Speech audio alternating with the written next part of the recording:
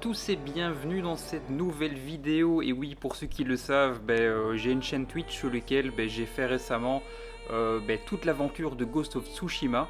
On continue, donc n'hésitez pas à me retrouver sur Twitch. Donc quand vous allez sur Twitch, vous tapez juste Road Trip JV pour retrouver donc la chaîne. Comme ça vous pouvez voir, pour l'instant je suis en train de faire le 100% du jeu. Et là en fait je sais que je mets pas beaucoup de contenu sur YouTube ces derniers mois, voire même ces dernières années.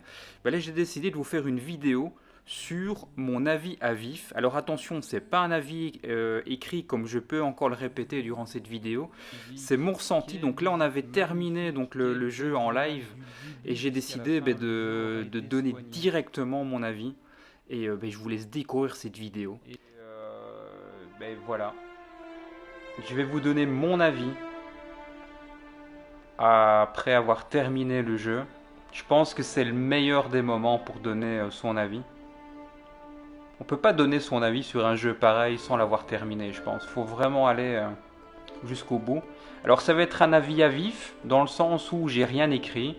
Je vais laisser entre guillemets parler mon cœur et ma tête. Et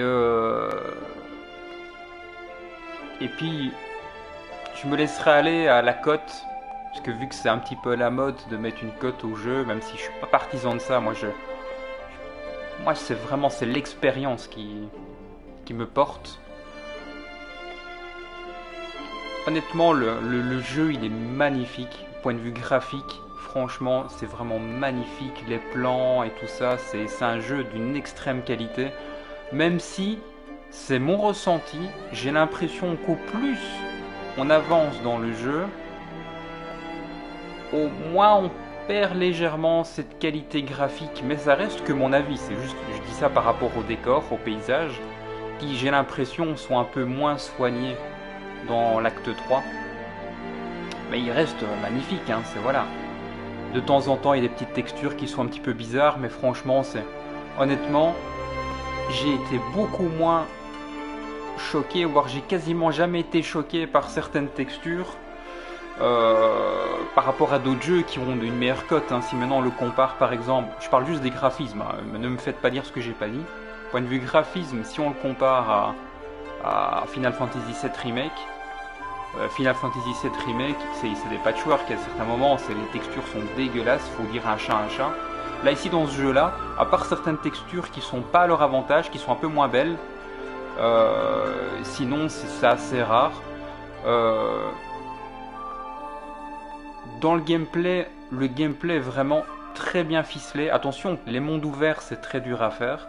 La gestion des personnages dans les mouvements, c'est très très dur à faire aussi. Donc franchement, c'est une très bonne mention. Il y a quelques bugs, faut pas se voiler la face non plus, le jeu n'est pas parfait. Mais en même temps, il y a très peu de bugs au final. Quand on regarde le jeu que c'est, si maintenant on le compare à... Là de nouveau, idem, ne me faites pas dire ce que j'ai pas dit, parce que c'est pas du tout le même style de jeu pour ma part. Mais si maintenant on compare deux open world qui sont qui seraient le plus proche de Ghost of Tsushima, ce serait Assassin's Creed. Et je trouve que le personnage est beaucoup moins buggé que dans Assassin's Creed. L'escalade est vraiment super bien faite. Franchement, il y a des bugs de collision, on n'a quasiment pas. Franchement, de ce côté-là, c'est un très très bon jeu, vraiment. Et puis il y a la partie, pour moi la plus importante, c'est l'histoire et l'histoire du jeu. Mais avant ça, je vais juste faire une petite aparté sur le contenu.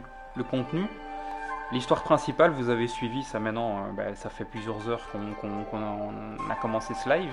Allez, on a fait 6 lives, je vais dire ça comme ça.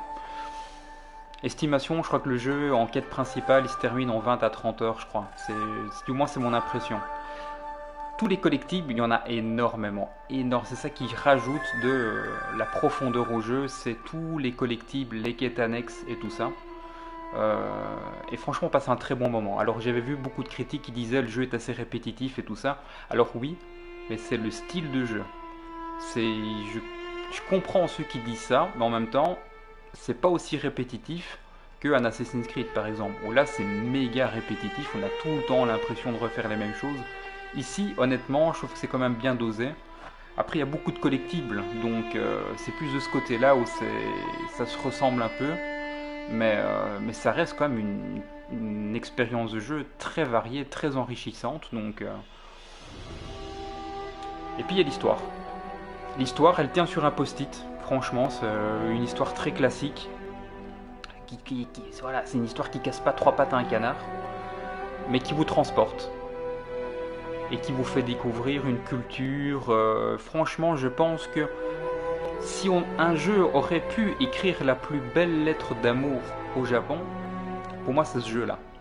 C'est voilà, c'est la plus belle lettre d'amour qu'on puisse faire à la culture japonaise, à l'histoire du Japon. Voilà, les angles de vue sont magnifiques. On ressent toutes les inspirations qui nous avaient été communiquées avant la sortie du jeu. On a pu tous voir, elles y étaient toutes. Franchement, c'est un croisement de tellement de choses, de films japonais, de Tarantino, de tellement de choses. Franchement, c'est une expérience à vivre. Et je pense que c'est en cette fin de vie de PS4 l'un des jeux absolument à faire sur cette console. Parce que le thème il est inédit. Franchement, le thème on l'a jamais vu ailleurs. Alors oui, on a déjà eu des jeux sous le thème Japon et tout ça, mais avec un aussi haut niveau de performance, pour moi c'est la première fois que je vois ça. Après, dites-moi en commentaire, je me trompe peut-être, mais moi c'est mon ressenti. Ça a été une promenade, c'est passé vraiment très très vite. C'est une super belle expérience. Là on arrive à la fin des crédits, donc je crois que je vais pas trop non plus tirer ça en longueur. Parce que déjà mon avis il dure déjà très très longtemps, depuis très très longtemps pardon. Donc si je dois lui mettre une cote, je mettrai un 17 sur 20. Alors pour moi 17 sur 20 c'est pas une mauvaise cote, c'est pas une excellente cote non plus. Pour moi elle résume le mieux le jeu. Le jeu n'est pas parfait, le jeu a des défauts, mais honnêtement il est magnifique. Franchement c'est le jeu à faire en cette fin de vie de PS4. Donc voilà, ça c'est mon avis final sur le jeu, donc voilà. N'hésitez pas à mettre en commentaire si vous pensez la même chose que moi ou non. Donc aussi à partager vos commentaires sur le jeu, voir comment ce que vous avez ressenti cette aventure. Mais voilà. C'est excellent jeu, très belle thématique. Franchement, c'est un jeu à faire. Honnêtement, pour moi, il est dans le top 5 des jeux à faire sur PS4, d'office. Et puis l'avantage qu'il y a, c'est qu'il arrive en fin de vie de la console. Donc, on peut pas dire que la technique n'est pas maîtrisée à 100%. Là, honnêtement, la technique, elle est quand même largement maîtrisée. Comme j'avais une fois dit à un ami, ce jeu, c'est le Assassin's Creed qu'on aurait voulu voir depuis des années, mais qu'on n'a jamais eu, et qu'on n'aura peut-être jamais. Et ben tant pis, Sucker Punch l'a fait. Franchement, c'est un jeu qui, je suis persuadé, d'ici encore une dizaine d'années, on va en parler au niveau vraiment de l'histoire même, de ce qu'elle a pu faire ressentir aux joueurs. Après, je pense pas que ce soit un jeu qui va rester dans les annales très très longtemps, mais je pense que c'est une petite pépite à découvrir. Et